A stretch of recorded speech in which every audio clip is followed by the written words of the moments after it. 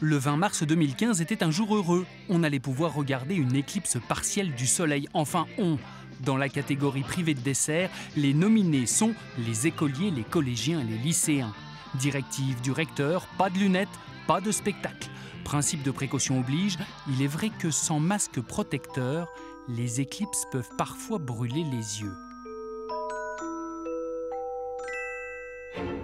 Regardez par exemple les efforts du Front National pour polir son discours, pour rendre ses idées acceptables. Cécile Alduy, dans un livre, a référencé 500 allocutions et l'a prise au mot.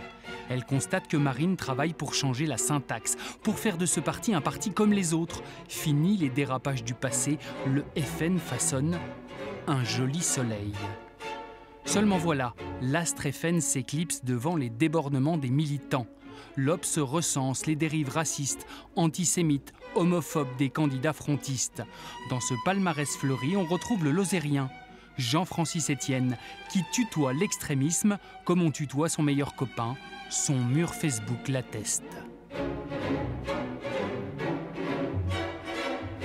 Une plainte a été déposée devant les tribunaux et ce militant a rapidement été exclu du FN. Dans l'hémicycle, les joutes verbales sont légion. Alors madame, jusqu'au bout, je mènerai campagne pour vous stigmatiser et pour vous dire que vous n'êtes ni la République ni la France. Jeudi 19 mars, les Toulousains rendent hommage aux 7 victimes du tueur Mohamed Merah, un moment de commémoration éclipsé par d'autres attentats.